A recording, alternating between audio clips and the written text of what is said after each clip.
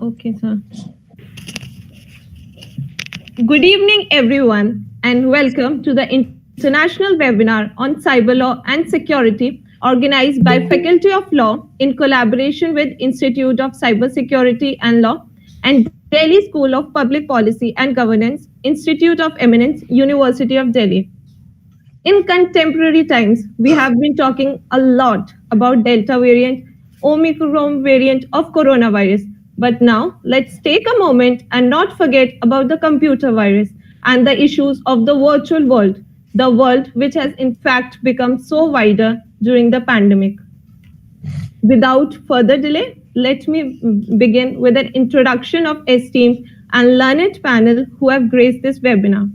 At the outset, I take this opportunity to invite Professor Dr. Usha Tandon Ma'am, Dean and Head of Department of Faculty of Law, to deliver a welcome address. Ma'am, Dr. Professor Usha Tandon is an eminent professor of environmental law, population law, gender justice, and family law. With the teaching experience of more than 30 years, she is a well known scholar for her work on human development, focusing on environmental protection and women empowerment. I think, Himani, that's enough. I will have the pleasure to introduce the guest. Thank you. Thank you very Oh, much, Himani. okay. Thank you, ma'am. Thank you, ma'am. In any case, we are the host, and thank you. Okay. Thank you, ma'am. A very good evening. Uh, well, I'm very delighted to welcome you all on this occasion uh, that's going to witness the deliberations on the threats to cybersecurity and the possible defense mechanism containing the legal framework. I'm honored to welcome the chief guest of the occasion, Honorable Mr. Justice Arun Kumar Mishra, the chairperson of NHRC, National Human Rights Commission. Before chairing the NHRC, as a judge of the Supreme Court of India, Sir has delivered many landmark judgments. Some of those judgments have been included in the Delhi University Law Faculty's course curriculum, sir. We provide to our students what is known as in the teaching this methodology in the case material. And briefly, I would like to mention one of them, one of the judgments in which is, as a matter of fact, very popular uh, among all of us, especially those who are teaching the family law. And that is a judgment in which you have put at rest the inconsistent decisions of Supreme Court itself. Some of the judgments the Supreme Court was saying, it was on the uh, 2005 amendment to Hindu Succession Act. So we were having the judgments from the Supreme Court telling us that this 2005 amendment is having retrospective operation. Then we were having the judgments from the Supreme Court itself telling us that it is having prospective operation. And that is how the judgment came in August 2020, wherein your lordship has put at rest this controversy that it is having retroactive operation. So that's a very landmark judgment for us, sir. And it's really very beautifully and convincingly written, because we criticize many judgments which gave rulings, uh, maybe a path breaking ruling. But when we come to the reasoning, we do not find it that convincing. We find it very, I mean, each and everything which was issued, which was raised from issues what they are. So it's very popular with us. I just want to convey to you, sir, Vinita Sharma's judgment, which I have just now talked about. Anyway, I have deviated a little bit from this.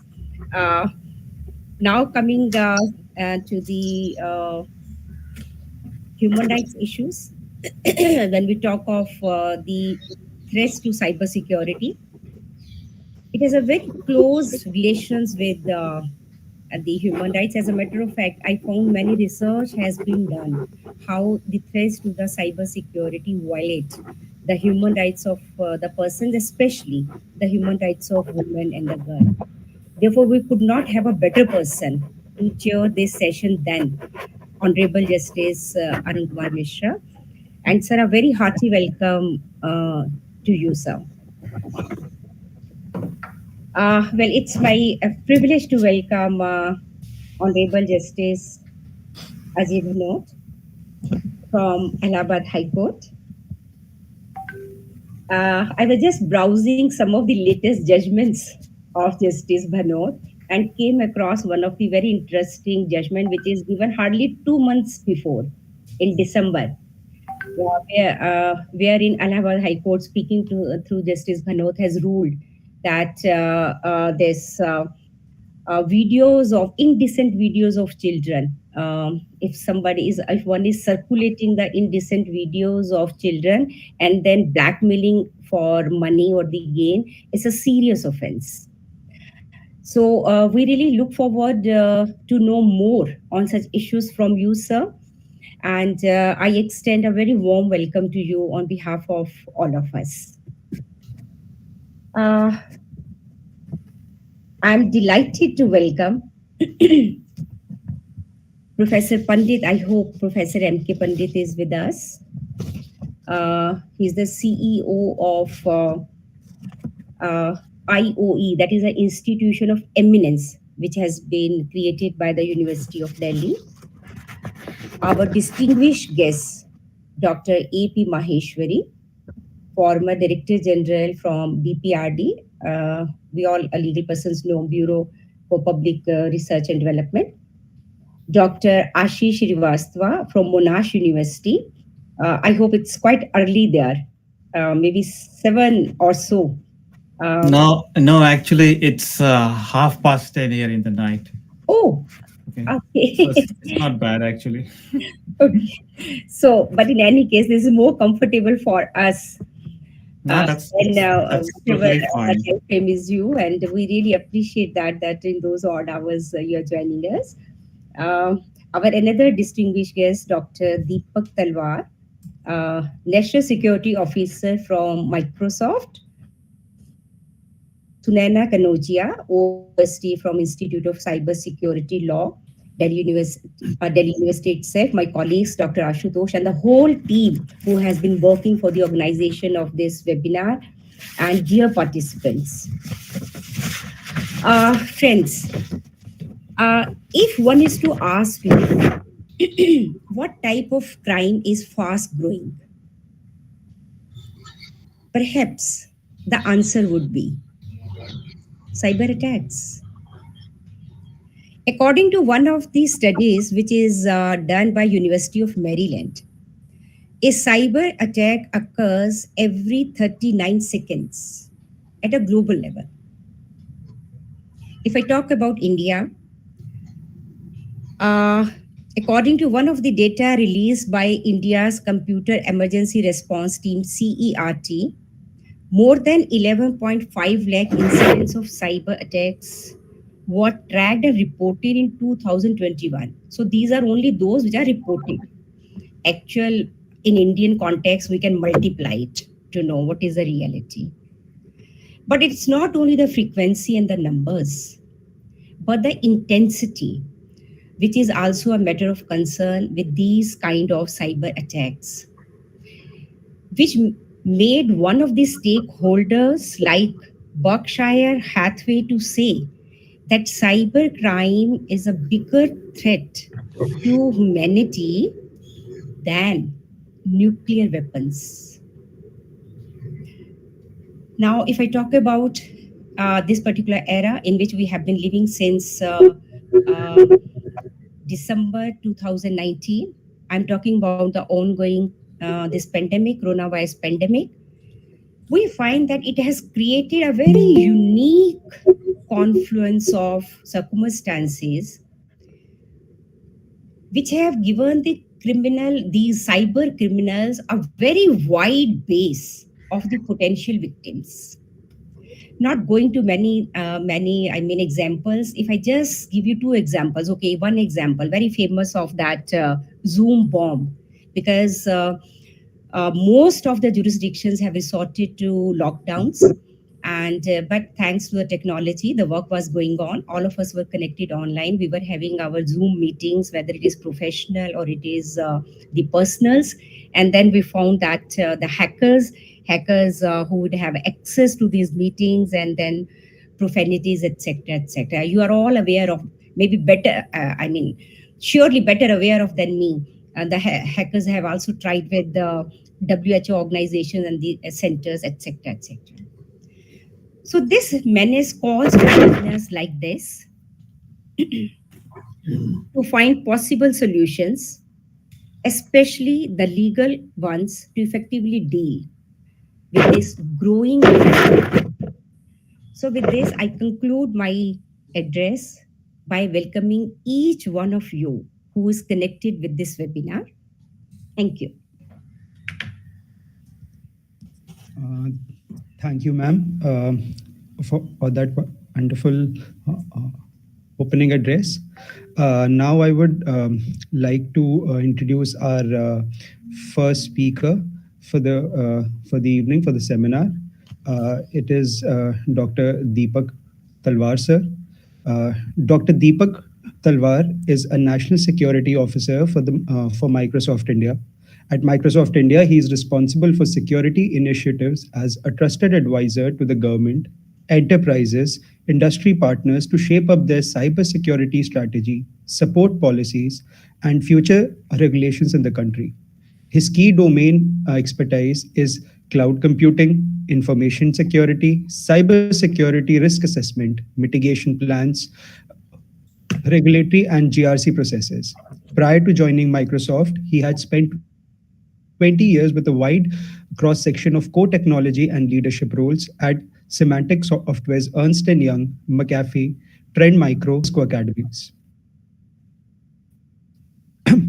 He also holds key positions in the industry as a chairman of ASSOCHAM Security Council, governing member of Cyber Law and Security at University of Delhi, member of Education Advisory Board at various institutions and universities in India, and also an advisor to several startups.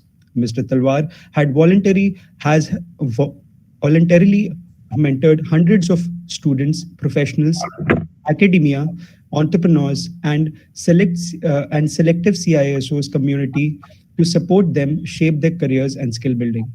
So now I would invite Sir Dr. Deepak Talwar to actually enlighten us with his knowledge. Sir.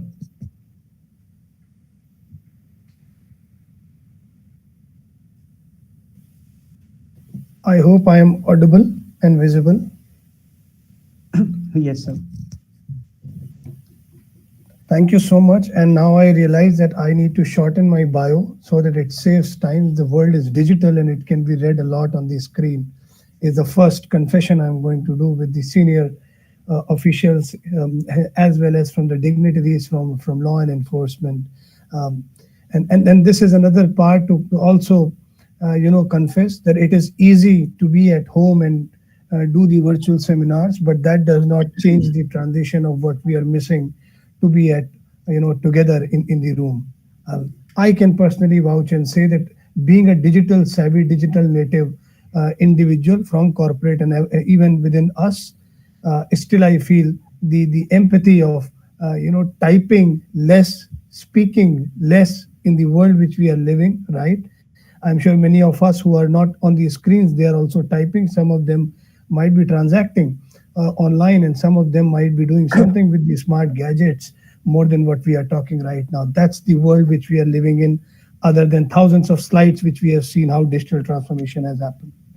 The best example to start of digital transformation is in front of us. Welcome to this virtual world where we are connected, and very soon seeing Microsoft and many other. Welcome to the world of metaverse, where we all will have our own replications, in a way, not just from the gaming side, not just from the technology side, but it may disrupt the way how we train individuals, the way how we handle academia, most importantly, the way how we do agriculture, farming, and more than that, how we are going to see healthcare and others.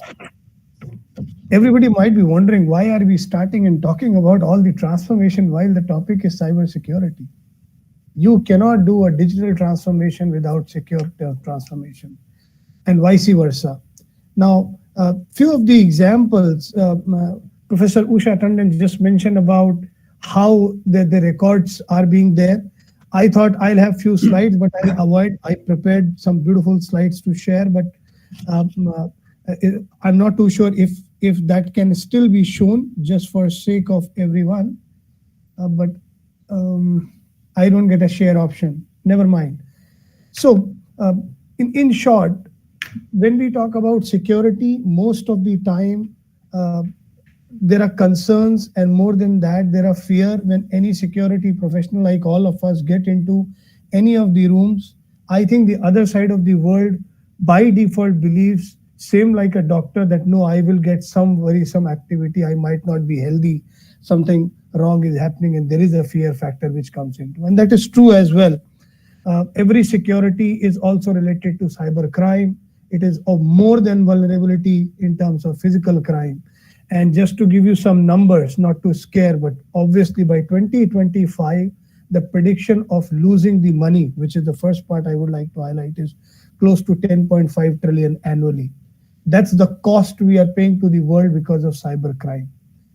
And the number also is alarming when we say 6 trillion is the cybercrime cost to the world in 2021 alone. The multiplier is pretty high. As far as us as Microsoft being globally present, having a worldwide where we provide threat intelligence to various governments, including Government of India, those threat signals which we see for daily security threat signal is 24 trillion. When we say endpoint, our systems is around 9 billion endpoint threats are being blocked. The second word, which is very important, you all will agree we are living in a digital world. So obviously we all have digital identity. Our physical identity is still with us, but digital identity is maybe, I don't know how many places it is circulating while you and me are talking, right? 31 billion identity threats have been blocked, and 32 billion email threats. I'm sure all of us have encountered email phishing and threats where you click and you lose not just some money, not just security, and many more things I'll talk about. We all agree to one more word, while all who are following digital media, physical newspapers, magazines, information reports, that ransomware is a menace, is causing a problem more than the normal ransom for human beings. Because the ransomware who is asking how to pay, the crypto ways, where is the root cause, how it happened. While we do that, there is always a negotiation of losing maybe a nation state activity. It may be as vulnerable, as serious as losing the power of the country or the states. And these all are examples. These all are not mimicking. These are not just the fancy numbers. These all are realities which we all are part of. Great. That's good to know, right? But I wanted to start my thought process of next 2 minutes. Let's not think what I said on data and values to be alarming of security being a scary feeling. That was the purposeful number I gave as a talk, to make sure that can we think security as an enabler. It is a business enabler. It is not a blocker. As long as it is utilized in the right ethical way, with the right intent, right, as well as with the right utilization of technology. You can ask all the senior officials. I can see Justice Arun Kumar Mishra, sir, Justice Ajay Banot, various distinguished leaders from the fraternity, where even sitting at home, when we are doing work from home, I at least don't have a separate device to do my corporate work. I'm sure you all have logged in not to a very separate device or a smartphone, which only does my working model. Not possible, right? Even when there was no pandemic and work from home, still it was not possible. Keeping those things in mind, I'm sure we all agree that what we are working is creating a lot of data, a lot of myths related to cloud, a lot of myths where my information is stored, thanks to Government of India to look into data regime or data protection bill. And at the same time, we will have national cyber security strategy for the country. We already have an enacted IT Act by Ministry of IT and various national entities who are working. Now we have Internet of Things with consumers policies in discussions. We have Niti Aayog and distinguished entities which talks about how we make sure artificial intelligence is regulated. How much is regulated? How much we should stop them is a trade-off, the right word, versus innovation. Every global universities, every local universities, every research talks about there has to be a balanced approach. For example, I may utilize the data to understand how well a patient can get, recovered by having the right way of analytics, by using artificial intelligence, by using recognitions, facial recognition and all. If it is done in responsible way, right? The time I do it unresponsible way, unethical way, the same technologies can be exploited, right? That's point number 2. With that, cybersecurity as a mission for organizations is not security. For all these students, distinguished other guests, that it is all about security, compliance, identity, and can we combine that to look as a holistic way. We can't live with the world of silo, otherwise somewhere it is attacked, whether that attack is having a data breach for which some company has to pay recovery amount or maybe penalties, right, is a cost of data protection laws and regulation. A lot has been related. The last piece, which is very important, is in pandemic and even post pandemics, unfortunately, many lost jobs. There are new disruptions. The work from home created lots of new jobs because of technology, thanks to technology throughout the years and decades. But there is one specific domain or community where the jobs are growing with the gap is cybersecurity. 3.5 million gaps. And I am one vocalist who talks about women empowerment to get sustainability, to get into technologies to be created for everyone, not for few. Technology is most important for non-tech people. Tech people can still do that. And women empowerment and women's to be in cybersecurity is something I'm pretty passionate about, as well as filling the gap. Bridging the skilling gap is very, very important. That is one part. The last piece for students and other members, security specialization is as big as you pick up a topic like data privacy, and you can spend your life, you can earn millions of dollars, you can earn respect, you can contribute to community. All can be done just by one subject. What I mean is the time has come for a specialization and super specialization. It is same like a medical fraternity that I will like to go to a doctor, but I will definitely find out, are you a specialist? Are you masters into that? It is vulnerable to us, but that's a reality that we look for a specialization. Indeed, a pleasure to be with you all. It's a great opportunity. The world is open to secure our data. World is open to look into regulatory aspects which are coming up. The world is open to get into cybersecurity. But all in all, it is also very important to contribute back. We all own in this digital transformation, a lot can be said. A lot can be solved by technology. So not everything you need to do on yourself. But yes, today the crime is not only financial, it is nation state crimes. It can cause interborder tensions. It asks for hacktivists, the political influence, and it can be opportunistic like insider threats. And the threats, very simply put, can be phishing, social engineering, supply chain attacks, denial of service, and many tech things, which I can speak to the students, fraternity and all. This world in technology is moving to a world which I'm going to let it leave my virtual diocese. Technically, logically, strategically, we need to come to a zero trust model. It's an architecture. Every organization, community, industry, academia, government, all looking into zero trust model. It's a journey. It's not a product, right? Where you build upon and say never trust, always verify. That means everybody should be trusted. I will be validated by Microsoft whether I'm inside or outside in. That's called verify explicitly. Assume breach is the second principle of zero trust. Means you need to understand you are in COVID. Then only you will realize what to create. Wear mask or not, what medicine to take, what not to do. Is similar analogy, a very great analogy between COVID and the cyber community. And the third piece with verify explicitly, assume breach is least privilege. I should get the privilege of system, data, devices, information, or social connect communication, at least privilege, whatever is desired, whatever is required. The more privileges I have, the more vulnerable I'll be. Thank you to the team for the opportunity to be part of this community. I would like to be a great contributor. When I say great means greatness comes from you all, that you give me the options and I'll make sure I stand tall in front and make the disruptions. Thank you, everyone. Thank you so much, sir. Each and every word of what you said was truly enriching. And moving forward, our next speaker is Dr. Ashish Srivastav. So Dr. Srivastav's research area is law and technology. He completed his Bachelor of Science, LLB, and diploma in cyber law from India. His PhD, though, is from Monash University in the area of electronic signatures, which is published as a book by Springer.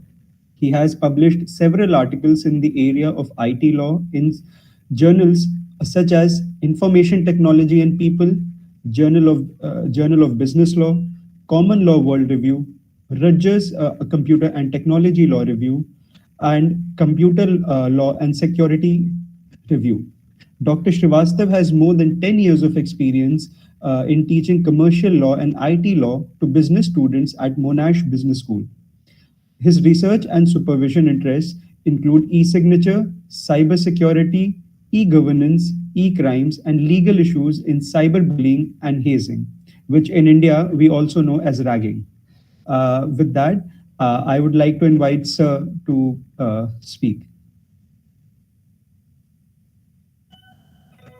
Thank you very much. I hope you can see my slides. And whatever Deepak Talwar sir has said, he said in a very nice way, in a very broad way. I will just give you some specifics about some of the cyber attacks that has taken place in the last few years in US, especially in the US. And it has also affected Australia as well. So one of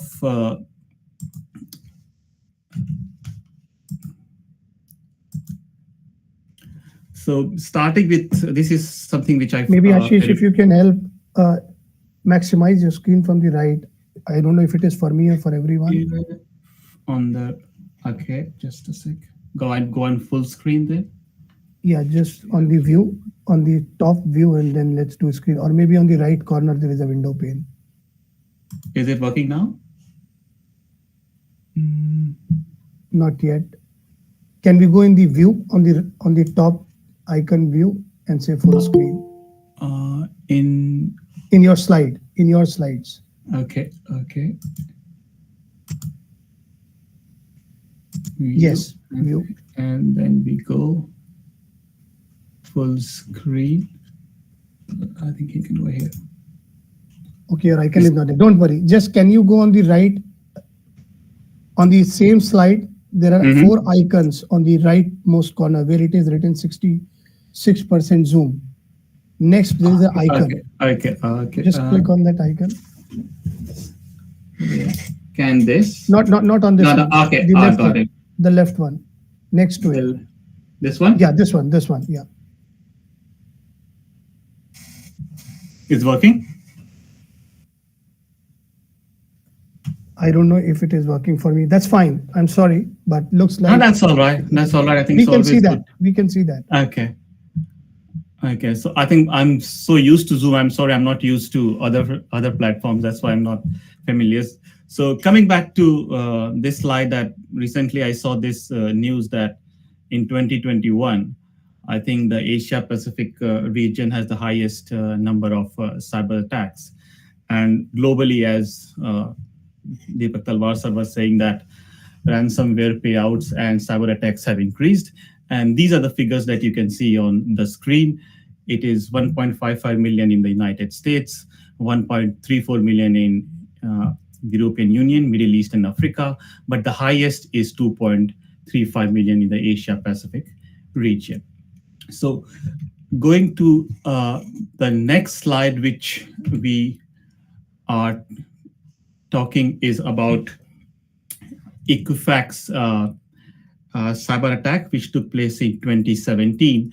And Equifax is a credit rating agency in the US. And what they do is they actually uh, collect information from various sources of individuals, and then they process that information, and that information is actually bought by governments and non-government organizations. For example, if you want to take a loan, your credit history is checked based on all the information that Equifax provides to that.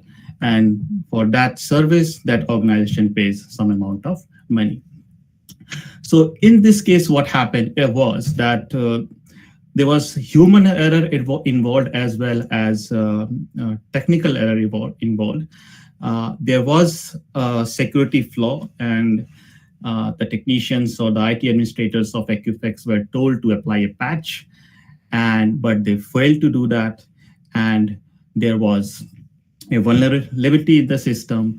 And thereafter, what happened is, although they ran some security scans and security checks, the scans were unable to detect that vulnerability.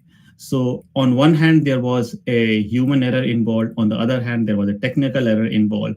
And because of which personal data of 143 million subscribers, name, address, date of birth, social security number, and 209,000 credit card numbers were stolen. Luckily, there was no ransom demand, but this showed that if there is a technical failure as well as human error, then cybersecurity will be breached. So there should be, I would say, not I would say, but there should be some kind of foolproof security measure if there is some kind of error on part of the individual or on part of the technology. Then in that case, a breach can take place. So what happened in this case? Now, there are two bodies in the US, that is the Federal Trade Commission and Bureau of Consumer Finance Protection. Now, Federal Trade Commission said that they can only come into the picture after the breach has taken place. What they said, that we don't have a supervisory role with regard to credit rating agencies. Once the breach has taken place, we can enforce that. And as far as Section 5 of the Federal Trade Commission is about, it says that it prohibits unfair or deceptive acts or practices in or affecting commerce. With regard to supervisory authorities, it was Bureau of Consumer Finance Protection. Now, who was involved in the attack? In February 2020, almost 3 years later, the Department of Justice in the US, they charged 4 members of the Chinese military with the attack. So this was a very well-known cybersecurity attack, which was. Excuse me, sir. Pardon me, sir. But there is some problem, sir, that we are not able to see the exact slide, which is, sir. So for that, what you can do is minimize the full screen, and then what you can do is click on the small slide which is there on the left, which we can see. Yes, can you see now? Yes, sir. Yes, and now we can see. Sorry about that. No, sir. So it's completely fine, sir. Okay. So, yes, sir. So now this was my slide earlier, which I was talking about Equifax. I'm very sorry about that. And it was a 143 million personal data of subscribers, that is named, social security number, as well as 209,000 people's credit card numbers were stolen. But luckily, there was no ransomware demand for that breach, because China. If on the next slide, if you see that FBI has, not FBI, Department of Justice has formally charged 4 members of the Chinese military attack. Maybe the reason of this attack was they wanted to see whether it's vulnerable or not, whether they can penetrate into the system or not. But there was no such demand for ransomware. Perhaps state actors were involved. Perhaps there was no individual or no private organizations involved that wanted to make money out of that attack. But moving on to Colonial Pipeline, again, this happened last year. And in this case, if you remember, if you would have seen the news on the East Coast, there was shortage of fuel, and the Colonial Pipeline supplies 45% of fuel to East Coast of USA, and that the whole system was shut down. And in this case, hackers did demand a ransom, and the CEO of the organization, Mr. Joseph Blunt, he agreed, and he said that we are ready to pay ransom, and 4.4 million US dollars was paid in the form of Bitcoin. And why he did say, he said that I think I have done the right thing because we were unsure how badly the cyber attack has breached the colonial system and how long it will take to bring the pipeline back. So he said that the payment has been made. I was aware of it, and it was my decision that 4.4 million in Bitcoin should be paid so that the system can come back to operation. But the important thing in this case is that Colonial Pipeline paid that 4.4 million with the assistance of the FBI through the use that Bitcoin was paid. And later on, the FBI was able to retrieve that Bitcoin, though it did not disclose how it obtained that. So in this case, ransomware was paid 4.4 million, but FBI was able to recover that money. With regard to the law in US, as far as ransomware payments is concerned, there is no comprehensive law in the US that is, I'm trying to say, at a country level, but some states have their own law. And like California, Texas, Michigan, they have their cyber extortion laws that may cover or discourage ransomware payments. Now, as far as US Department of Treasury, they say that our guidelines are that ransomware payments are violation of its rules, but there was no such thing where we say it's illegal as such. And moving on to the next cyber attack, which was again last year with JBS Foods. JBS is a Brazilian company that is involved in processing of meat in North America, South America, Australia. And what happened is the whole supply chain of meat was stopped because of a cyber attack on the system. Hacker demanded ransom for unlocking the system. In this case, 11 million US dollars were paid once again in Bitcoin, and the decision was made by the CEO. And the CEO said that this was very difficult decision for me and for the company, but I had no other choice, but we had to do it. FBI later on said that the attack was by hackers group in Russia known as Revil and Sodinokibi, and it was an attack from a different country. As far as law is concerned, if we look into the law of Australia, there was a recent report by the Cybersecurity Industry Advisory Committee, which said that ransomware payments is clear, that their advice is do not pay. However, at the same time in that report, they said that ransomware payment is generally not illegal. So there's no law which says that ransomware payment is illegal. It may be illegal under the Criminal Code Act of Australia under section 400.3. Why they said that no ransomware payment should be made? One of the reasons that they gave was that there's no guarantee that paying that ransom money will reduce the threat to your network and can make you vulnerable, and it can also make you vulnerable to future attacks. So as far as law is concerned with regard to ransomware payments, there is no such specific law either in US at a US level, there are at state levels, or in Australia. There are laws, there are provisions which can be tweaked, it can be taken into consideration somehow to say, yes, this applies to ransomware, but there is no specific law with regard to ransomware payment. Now, moving on one step towards what if this breach has taken place. And there, if we look into a recent, I think the Hindu newspaper, which says that 3/4 of organizations in India have been hit by ransomware threat in 2021. And India is like 76% of Indian organizations have suffered some kind of ransomware in 2021. Japan was 61%, Singapore was 64%, and Australia was 67%. So India is worst in the APAC region as far as ransomware threats are concerned. Very quickly, I will just take you through what is the scheme with regard to if a threat has taken place in Australia or if a data has been breached in Australia. Australia has a new law called Notifiable Data Breach Scheme, where if a data has been breached, it is mandatory on part of certain organizations to inform that to the Office of the Australian Information Commissioner, as well as to the individuals whose data has been breached. And for that, the law says that if whether it's an Australian government agency, not-for-profit organizations, or private sector having a turnover of more than $3 million, and other agencies like credit rating agencies, credit providers, tax file number recipients, they are within this scheme. And if it is breached, then in that case, they have to inform the OAIC. And this diagram shows that any entity, if there is a data breach and which is likely to result in serious harm to an individual, then in that case, that entity must notify the Office of the Australian Information Commissioner.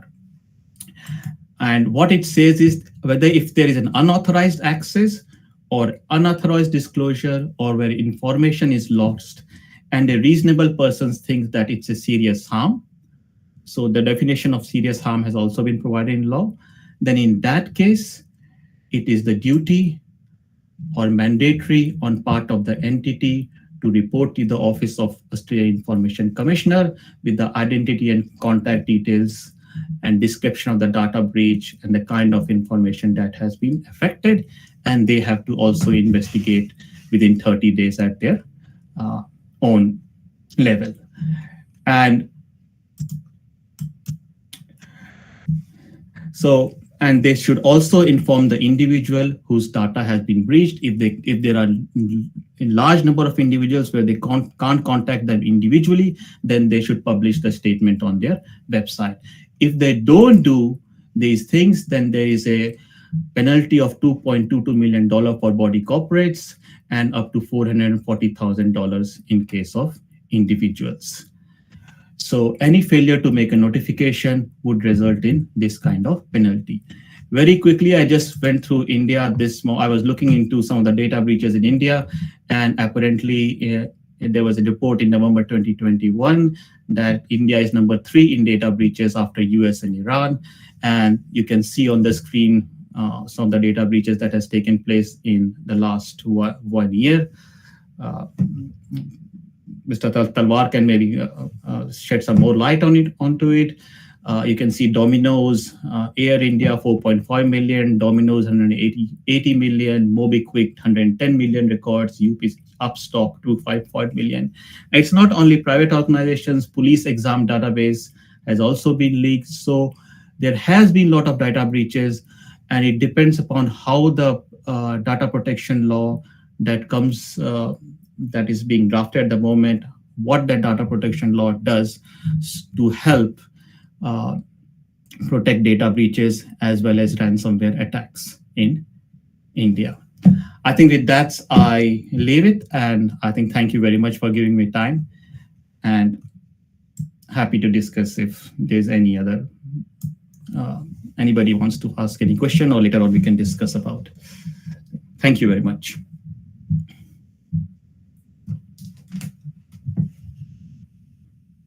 Thank you, sir. So that was extremely detailed, insightful, and educational presentation all at the same time. With that, we move on to our next guest and speaker for the evening. Our next speaker is Dr. Anand Prakash Maheshwari. So Dr. Anand Prakash Maheshwari is an IPS officer of the 1984 batch, Uttar Pradesh cadre. His professional career as a soldier and as a policeman culminated as the head of the largest paramilitary force in the world, the Central Reserve Police Force. Post-retirement, he was appointed as the advisor to Honorable Lieutenant Governor of Puducherry and an alumnus of Sri Ram College of Commerce. Sir post-graduated as MBA, ACS and ACWA before getting inducted into the IPS. He later on, during his service, completed his PhD in sociology on the subject management of communal violence, self-conflict resolution. Dr. Maheshwari has done specializations in a range of subjects that include leadership, interpersonal relationship, human rights, communal harmony, besides police operations from reputed institutions that include London Business School, IIM Ahmedabad, and the National Police Academy, Hyderabad.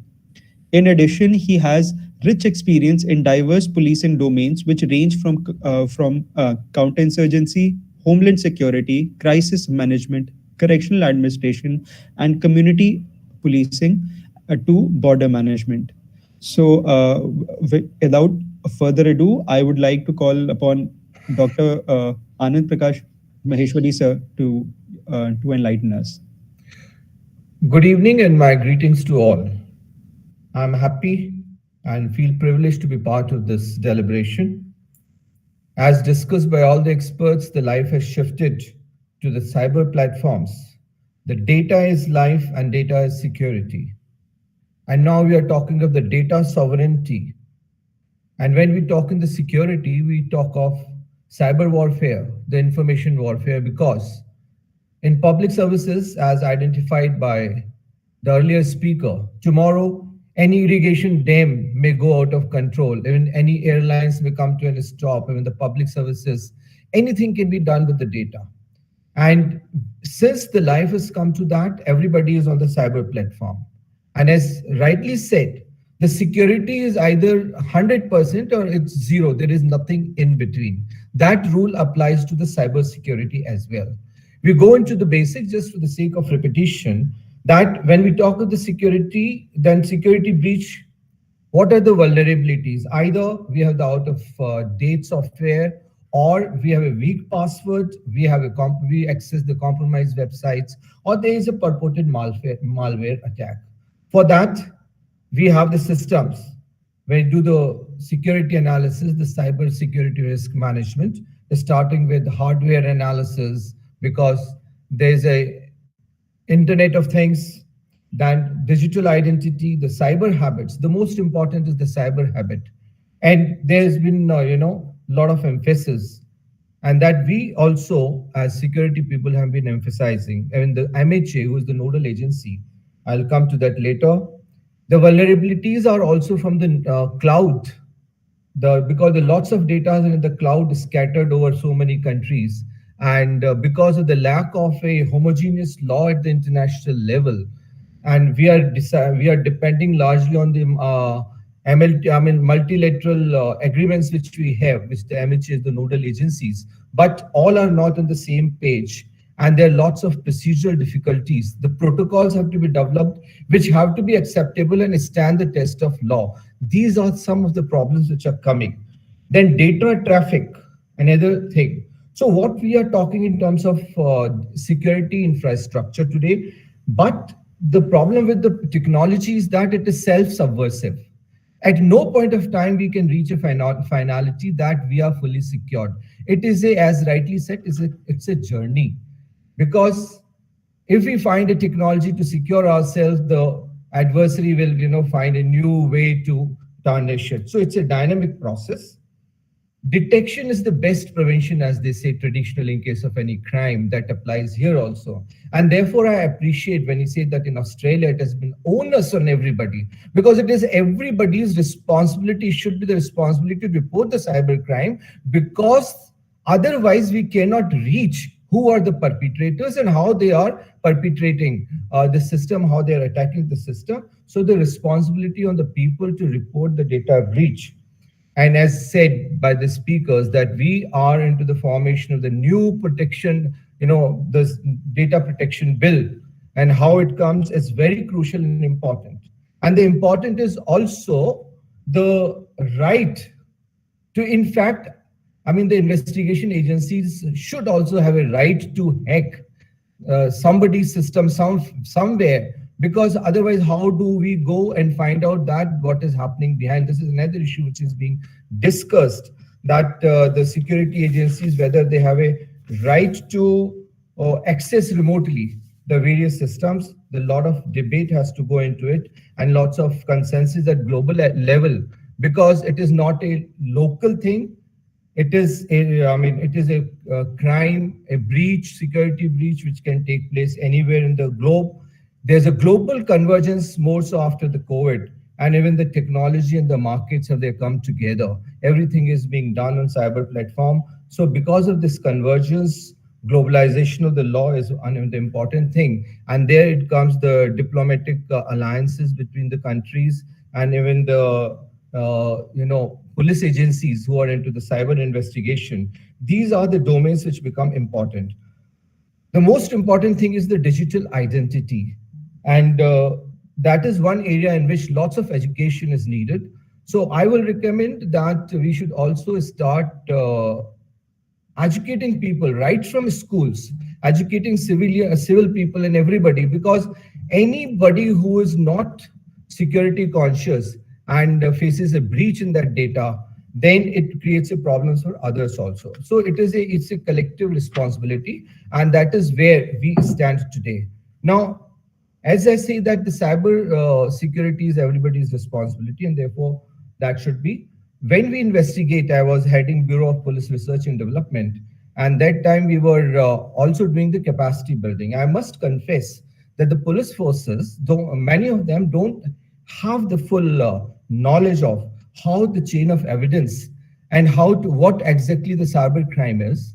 In fact, long back, not very long back, 3-4 years back, when we conducted a survey, then we found that only 30% people in police agencies actually knew what is a cyber crime. And even out of that, only 30% people knew how to collect evidence once a cyber crime takes place. That was about 3-4 years back. We have come a long way ahead. But then unless we admit, it is not criticizing, but unless we admit where we stand, then we cannot go ahead. And similarly, I was heading this agency, then even the Supreme Court approached Bureau of Police Research and Development and in educating various judicial officers also, starting from how to work on taking evidence on the video platforms, right from there to security breach and the cyber education. So we have come a long way, but still a lot of capacity building needs to be done. And for that, the police department has been going into all types of this, and we have been taking help of the cyber experts. And this brings it to the focus that we need a synergy. No, not a single agency can do it, because there are lots of technicalities. So we take help of students from IIT, we take help from various other experts who are the cyber experts. So all have to come together. So there has to be, because there are certain legal protocols with the police as a police officer has to done, but he may not be a technical expert. And similarly, certain legalities arise in collecting the evidence. Certain protocols have to be observed, otherwise the case is likely to fail. And that is where we stand today, that despite so much of what we have been talking about cybercrime, I don't think many of the people have been punished for cybercrime in India or their successful prosecution. That is another fact which we have today. So all the agencies have to, in the synergy between various agencies, and we should not feel shy of.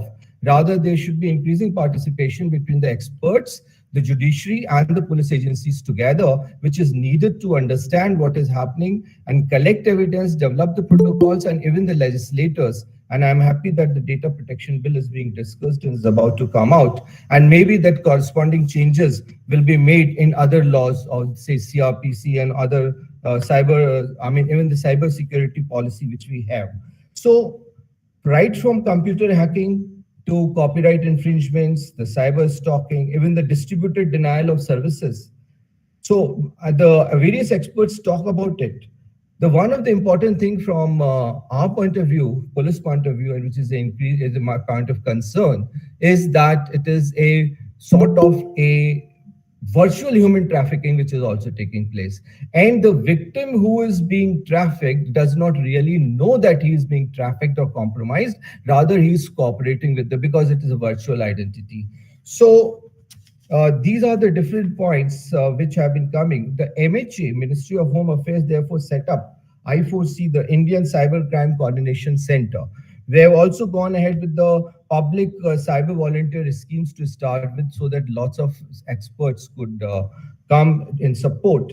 We have also come up with the national level computer emergency response team, because whenever a cyber crime takes place, as I said, detection is the best prevention. and we learn simultaneously that how these things are taking place. So multiple rapid deployment teams are there and at the national level, and it is all coordinated with the states. Then the states need to have a like we have the Bureau of Police Research and Development. Similarly, people are talking about cyber crime research and development body at the level of each state, and linked with the national level, what you call computer, the CERT, the Computer and Emergency Response team, which we have formed. So interagency cooperation is must in this, and with each breach, we are learning how they are doing, because I said technology is self-subversive, and there's no, it's a journey and there's no finality. So the important today is the law enforcement powers to obtain digital evidence across the globe, and as I said, remotely accessing the computer. These are the important aspects. Now, insofar the management is concerned, people are talking and the experts are talking of simulated cybercrime scenarios, as we have the simulated in case of the physical crimes, we also have the simulation. Similarly, more simulations are needed to proactively prevent these type of attacks, and synchronized skill levels is the need of the hour. Now, having said that, if given this the time which we have right now, I will like to just focus, I mean, concise my whole talk. Number one importance is the encryption technology, which helps us to prevent any type of breach. Educating the people on cybercrime, because education, awareness, that is important. Then, as I already spoke of the computer, research and development centers in every state. Universalization of the cyber law is another point. Then, encouraging people to report the crime. Australian model has said the onus on them, and this follows by a fine if there are certain conditions. So this is very important, because this is affecting the interest of everybody, since everybody has converged on the digital platforms. So these are certain areas, and I'm happy that such seminars being held, which increases the awareness. And once we start talking about it, we start thinking, realizing that yes, then there should be a national agency for aggregate data. Then aggregation of the data is another important. I mean, speaking isolated will lead us to different conclusions, and aggregation of data has to be done by a national agency, so that different researchers and different experts who are analyzing and finding the ways out, or suggesting the preventive modules, they are in the control, or they are in a position to do that. So with this, I conclude my talk in this session. Any questions, I'll be happy to take. Thank you so much. Thank you so much, sir. I would like to invite if any questions anybody has, like, sir, or should I proceed further? Okay, proceed. Further, Ayush? Yeah. Yes, ma'am. Yes, ma'am. Okay, thank you so much, sir. Our next speaker for today's evening is Professor Maharaj K. Pandit. Professor Maharaj K. Pandit is a professor of environmental studies and the chief executive officer of the Institute of Eminence at the University of Delhi. He also holds the position of chairperson, Research Council, University of Delhi. Sir is a renowned scholar of Himalayan ecology, the environment, and sustainability. His work on the impact of dams on biodiversity and human communities was described as unparalleled elsewhere in the world by one of the reviewers. A consummate scholar, Professor Pandit is a rare combination of principle and practice of life sciences at interfaces. Many of his papers in highly influential journals such as Science and Nature cover topics from climate change, species range shifts, land use conversion and biological invasions, fisheries, and conservation as part of toolkit in diplomacy and international cooperation. Professor Pandit's approach to science and to the complexities of ecology and environment have contributed to his successes and influence. A popular teacher, Professor Pandit continues to be a global leader in research while also serving as a dean and chief executive officer at the University of Delhi. With this, I would like to invite Sir to enlighten us on this evening. Thank you, sir. Sir, please.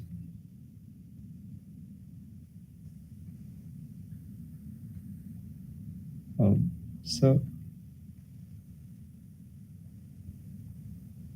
sir, are you with us? I saw him. He came once. Yes, yes, ma'am.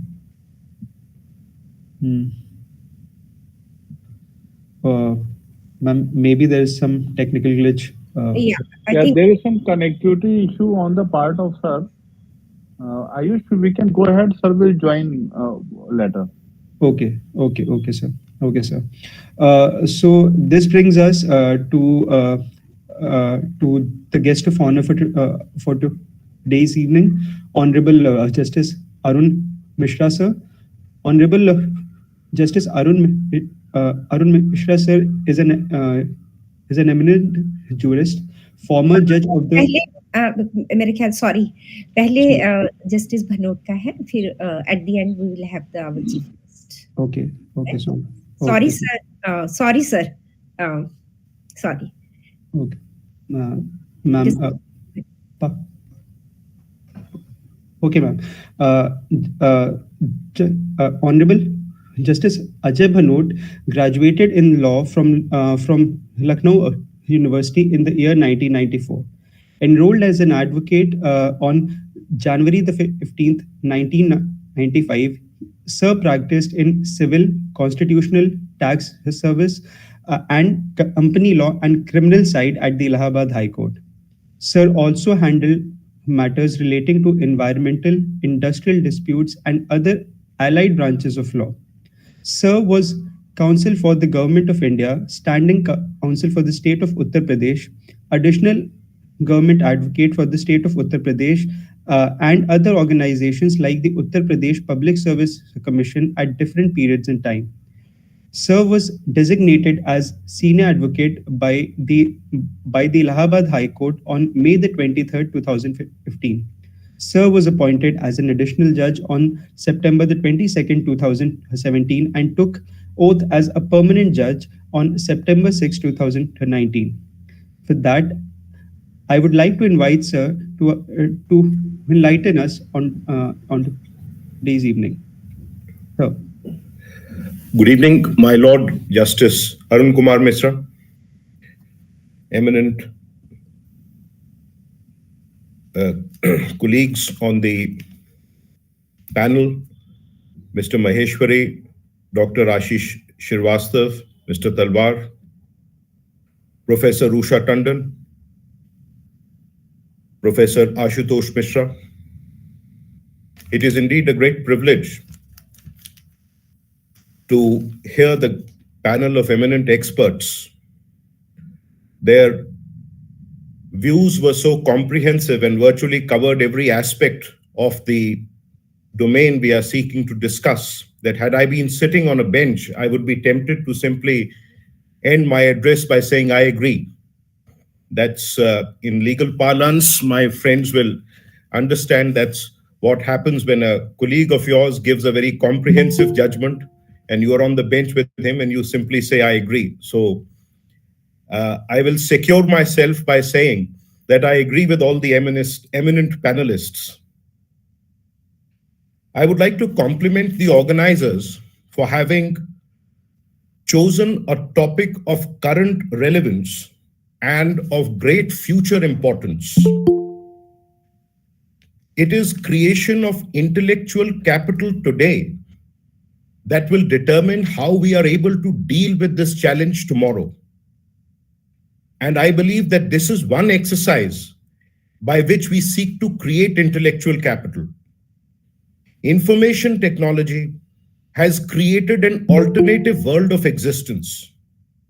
It has affected our personal lives, and most importantly, it has changed our traditional jurisprudence. Technological change is happening at a very rapid pace. I will be focusing more on legal institutions, as some of my colleagues have been addressing us on the technical aspects of the issue. It is the ability of the society to absorb the fruits of technology and to curb the menace of technological excesses that defines the challenge of cybersecurity. Now, if we look at the traditional working arrangement in a democratic society, we have three wings of government: legislature, the judiciary, and the executive, which theoretically create an equilibrium. That is, the legislature creates the laws, the judiciary interprets the laws, and the executive implements the laws. The pace of technology, and especially the advent of information technology, has disrupted this balance. Technology is moving at such a fast pace that very often the legislature is not able to cope with it. That creates some sort of a legislative lag. That is, we have what they call in law is a mischief without the law to regulate or govern it. Now, the consequence of that is issues reach the courts much before the legislature takes cognizance of them. And similarly, so that is one very critical change which is happening, where the courts will have to be dealing with issues where traditional concepts of jurisprudence are undergoing a radical transformation. So if we look at some examples, concepts of liberty, concepts of privacy, concepts of an offense. In law, we say that ignorance of law is no excuse. I like to recall an instance when, as a lawyer, I had an occasion to deal with a cyber crime because there was one young adult who had passed on some messages which were seen to be inflammatory. So I asked them, I said, why were you doing this? The reply was almost matter-of-factly. They said, we just keep exchanging messages on our groups. So that is how that transformation is taking place, and the job or the mandate of the legal fraternity is to keep pace with the technological advancement and to ensure that appropriate legal standards are built and institutions are equipped to deal with these challenges. For example, if we see criminal laws, we have a concept of a digital signature. Now that has been validated by the legislature. The introduction of evidence, we have some changes in our Evidence Act. As far as criminal laws are concerned, you have this concept of who will be the accomplice. Simple offenses get aggravated with the introduction of technology. A video taken in a very innocent or in an environment where there is no offensive content may, if circulated on the internet, may create an aggravated form of an offense. So these are all issues which all institutions face. So how do we grapple with these issues? How do we equip ourselves? That is the fundamental challenge. And as a person who's part of the legal fraternity, one of the things I realize is capacity building of institutions across the board. That includes the judges, that includes the investigative agencies, the police agencies. Law will have to adopt an interdisciplinary approach. That is, this interface. For example, we've had the benefit of hearing Dr. Ashish Shrivastava, who's a domain specialist, Mr. Talwar, who's again a domain specialist. Even the judges have to be equipped. There has to be a certain development of, as I said, intellectual capital by creating courses of knowledge if required, exposing them to the developments in technology, and to create an evolutionary jurisprudential system which can visualize these problems. And if these problems are being faced, the judges are well equipped and the lawyers are well equipped to address them. Seminars like these and workshops will go a long way in creating that domain understanding and the knowledge of problems that we are facing. Policing agencies will have to undergo a radical transformation because the concepts of investigation are undergoing a massive change. So, as Mr. Maheshwari, an earlier speaker, had pointed out, that very often the police authorities and the investigative agencies have to make sure that they have the necessary skills to conduct the investigations and also the necessary knowledge of the evolving laws to ensure that the evidence which is collected is packaged in a manner that will hold out in courts.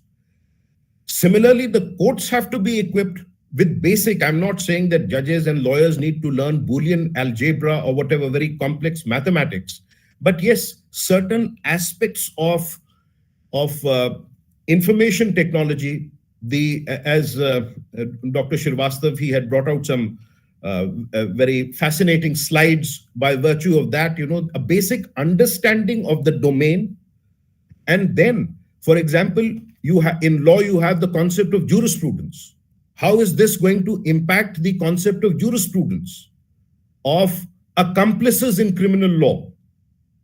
So that can be developed simultaneously, and that is the job of academia. And I've always maintained that the distance from the temple of justice to the repository of knowledge cannot be very long. The institutions, now courses of instructions have to be created in all institutions of governance, whether it is the judiciary or the law enforcement or administration. And then a regular interface across institutions to share knowledge and interdisciplinary engagement. These are very critical areas which will determine and develop our ability to face this challenge. And I think that pretty much sums up what I wanted to say, because right now we have a long way, and that one aspect which is again going to get focused is in our Indian legal system is the autonomy of courts, because very frequently issues are going to arise at the levels of the courts which are at the trial level, and they'll have to move up. So the debate will have to be engendered bottom upwards. We will have to respect and exalt the autonomy of courts and curb centralizing tendencies in judicial thought. Of course, finality will come only if a widely autonomous judicial system brings up ideas and finally they crystallize into enduring propositions of law. That, I think, should be the likely course of legal debate in India. With this, I would just, like they say in Hindi, वाणी को विराम देता हूं और आप सबका बहुत बहुत धन्यवाद. Thank you so much, sir, for that enriching talk. Thank you so much, sir. Sir, with that, we move on to the guest of honor for today's evening, Honorable Justice Arun Kumar Mishra, sir. Honorable Justice Arun Kumar Mishra, sir, is an eminent jurist, former judge of the Supreme Court of India, and the current chairperson of the National Human Rights Commission of India. After completing his BSc, MA, LLB, he joined the bar in 1978 and practiced in constitutional, civil, industrial, service, and criminal matters. He was elected as the youngest chairman of the Bar Council, and after that, he was instrumental in drafting and implementation of foreign law degree recognition rules of 1997 under the Advocates Act of 1961. Bar Council of India employs Service Rules 1996 and the rules pertaining to foreign lawyers' condition of practice in India. He proposed the decision to close evening law colleges from 2000 in July by BCI for professional purposes, that is for entry to bar, and drafted All India Lawyers Welfare Scheme in 1998 and also proposed amendment to other welfare schemes of advocates. He was appointed the judge of the High Court of Madhya Pradesh on 25th October 1999 and the Chief Justice of the Rajasthan High Court on 26 November 2010. And he held that office till his appointment as the Chief Justice of the High Court at Calcutta on 14th December 2012. Justice Mishra was elevated as a judge of the Supreme Court of India on 7th of July 2014 and held that position till his superannuation on 2nd September 2020. During his tenure as the Supreme Court judge, he delivered 236 judgments, and few of them were truly iconic. During his tenure as the judge of the Supreme Court, his lordship presided over landmark judgments such as the Ram Janmabhoomi judgment and the judgment in Vinita Sharma versus Rakesh Sharma that actually amended the Hindu Succession Act and gave daughters equal rights to ancestral property with a retrospective effect. Especially in the Vinita Sharma case, one quote of his that a daughter always remains a loving daughter, a son is a son until he gets a wife. That has become iconic. With that, I would like Sir to actually enlighten us with his talk and with his words. Well, I join Ayush and take it as my honor to invite the chief guest of the occasion, His Lordship, Justice Mishra, to enlighten us. Please, sir.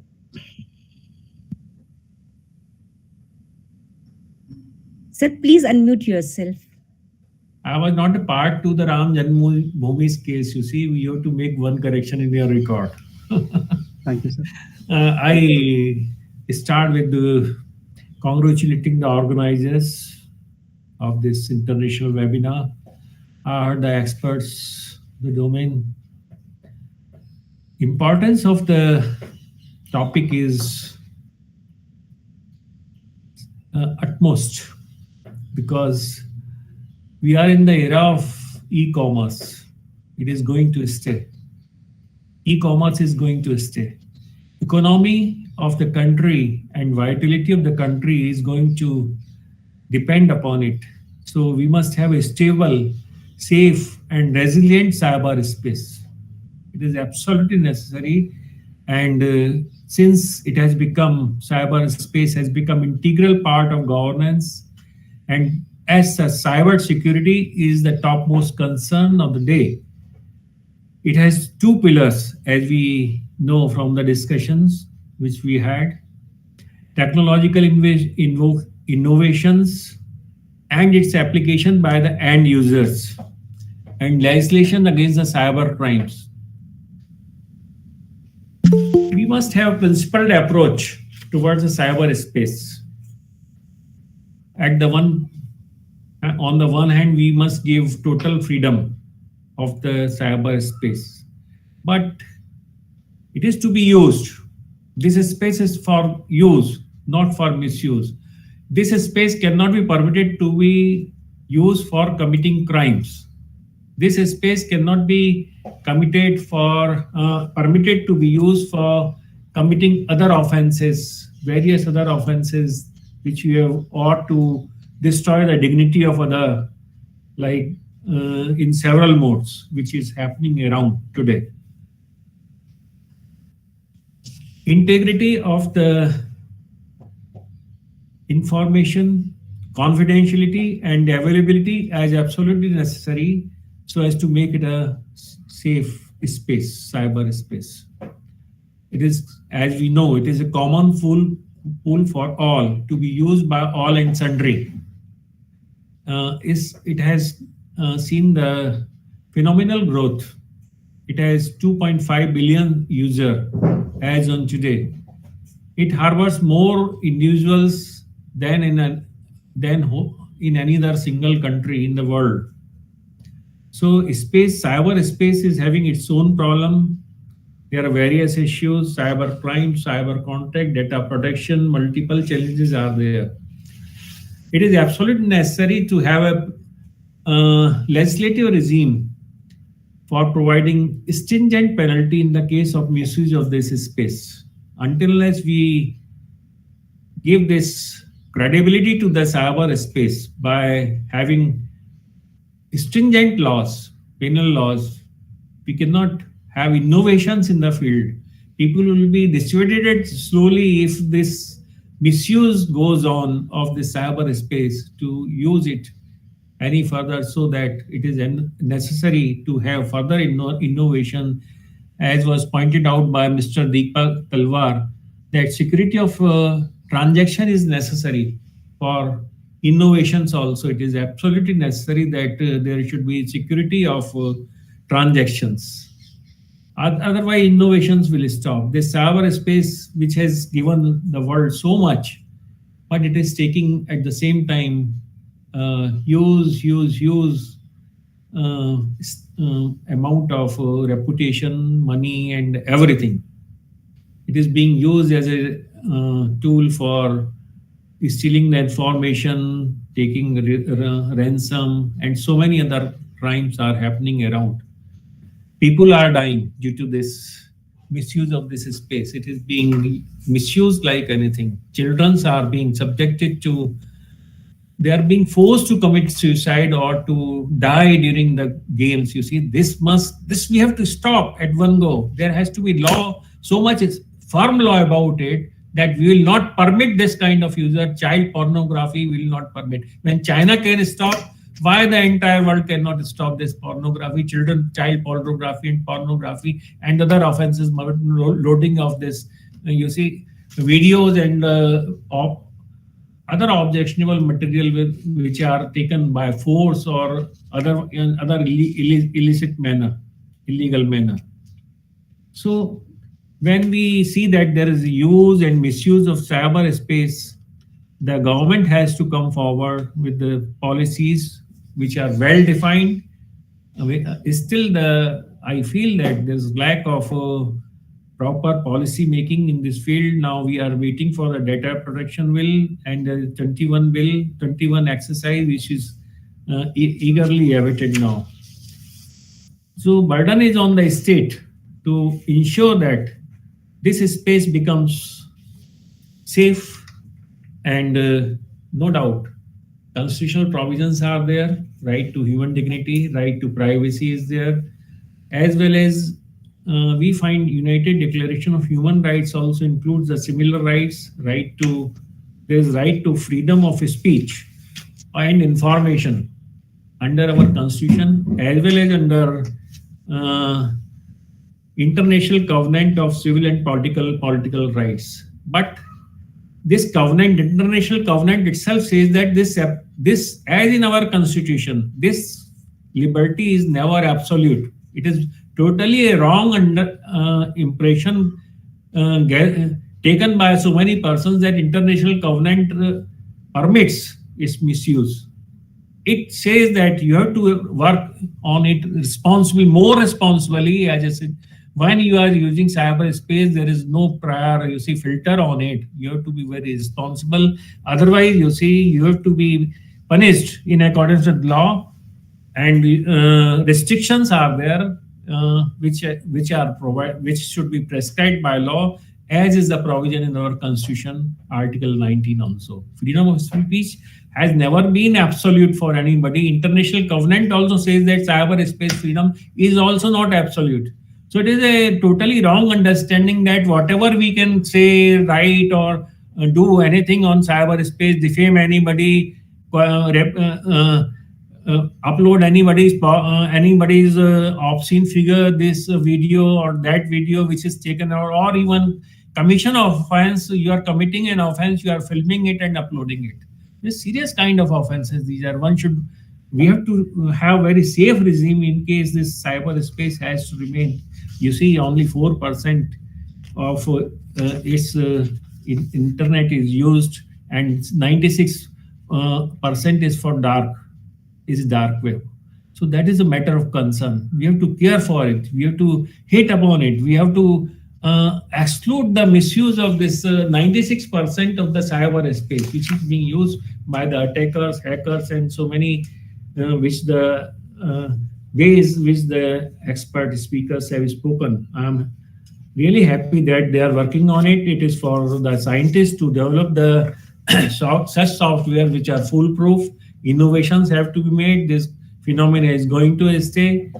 Since violation affects the right of privacy and causes trauma to individual and destroy the dignity, revenge porn also being seen, and then international extortion rackets, cryptocurrencies was pointed out is being used in while taking ransom, hate, and enemy countries are also using it. Hostile nations are using, hackers are using, hack activists are, criminals are using. So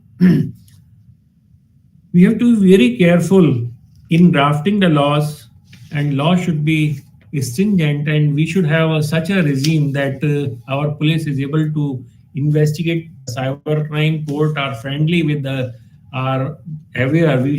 Every internet user, every not only internet, your internet is used now not only on laptop or computers. It is several ways. You have mobile, so many things you see on which internet is accessible. So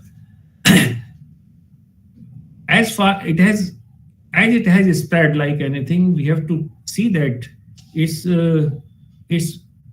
as it has, like it was rightly pointed out in the beginning by Dr. Usha Tandon, that it has the nuclear power.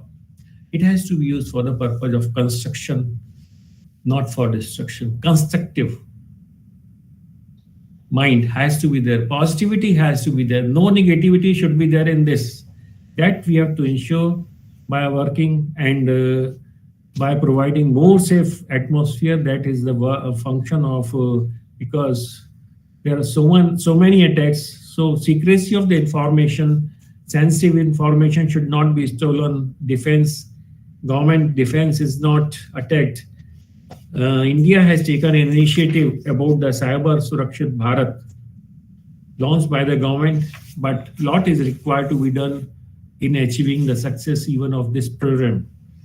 There are various challenges and constantly evolving risks. New methods are being adopted every day for committing cyber crimes. Lack of cyber security awareness is also there. As we know, investigating agency, there was clear confession made, and rightly by the previous speaker, that police is not able to investigate these cases because of lack of knowledge, awareness, and there is shortage of cyber experts. And rightly, Talwar pointed out that specialization, super specialization should be there in this field. So I endorse that view. It is absolutely necessary. And there are cyber laws in India, like Information Technology Act, but somehow these laws seem to be ineffective. Government should make a policy in such a way that basic human rights are safeguarded. Right to dignity is a basic human right, without which one cannot live. Right of privacy should be protected at all cost. Consent and technology need to be coupled with analysis of legal, ethical position and practices. I'm happy that to know that in our country, with respect to cyber security, which is based on 5 parameters, was ranked at 47th in the world. Now it came up in 2020 at the 10th position with respect to cyber security. That is a good achievement which India has made. It is progressing in this field. During Corona period, world stood together due to this cyber space and its proper use. Now we cannot just say that cyber space is not helpful for us. It is of immense help for gaining knowledge, for learning, for e-commerce, speedy transactions, exchange of knowledge. Every material you see, every file can be downloaded, every rare book can be downloaded. This is something very unusual phenomena which we are facing as on today, that we have not to go to the market for purchasing the books and all that. We can have access any book. There is a knowledge bank, you see, but it is only in 4%. That is confined to 4%. The remaining 96% we have to care for. I once again congratulate the organizers because we have already exceeded the time. I should not take any further, though one speaker was not there, otherwise 10 minutes more would have been there. So I thank Dr. Talwar, other experts, those who have, Anand Maheshwari and others who have joined Ashish and those who addressed us and enriched our knowledge. And it was rightly pointed out by Dr. Justice Ajay that we have to be aware of, we should know, we should learn how to use this space more effectively, and it should be, court should be more friendly. I endorse all the views of Justice Bhanot and other speakers. Thank you very much. Thanks a lot. Thank you so much, sir. Now, I would like to invite Ma'am Kisliya Soni ma'am for vote of thanks.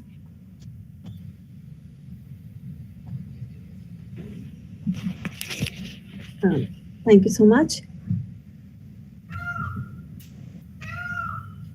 A very warm good evening.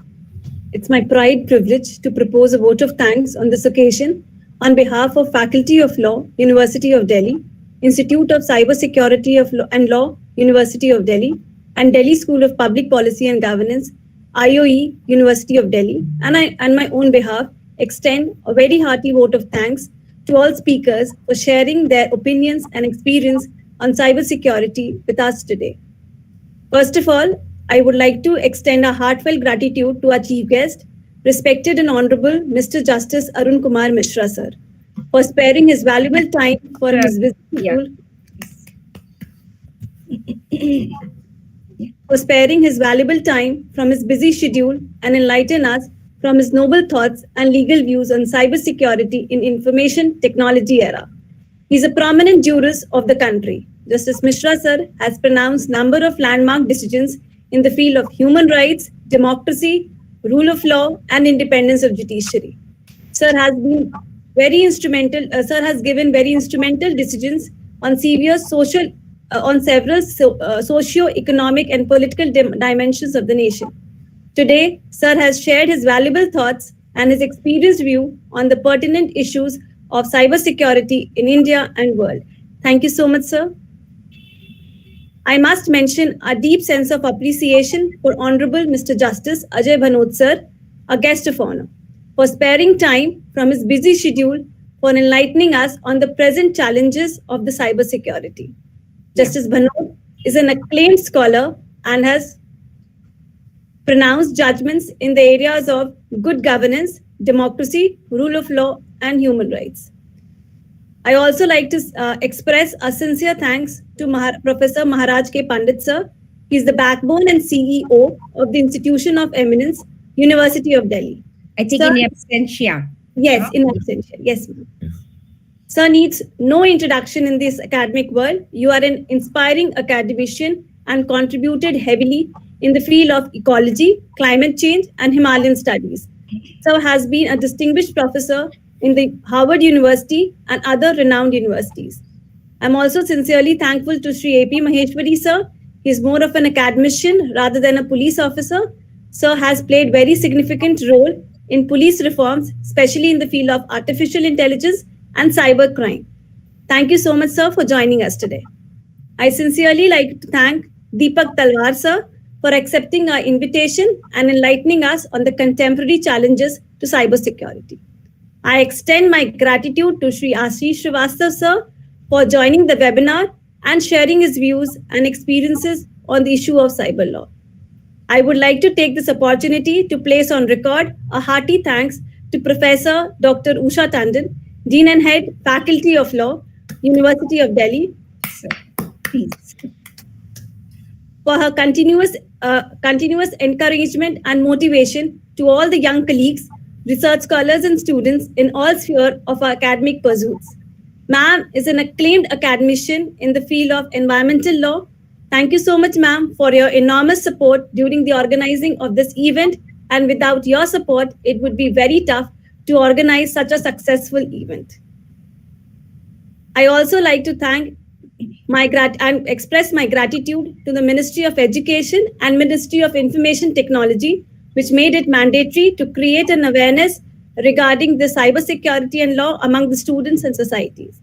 I extend my deepest gratitude to Dr. Ashutosh Mishra, sir, the webinar director, for his encouragement, guidance, and support at every stage to make this event successful.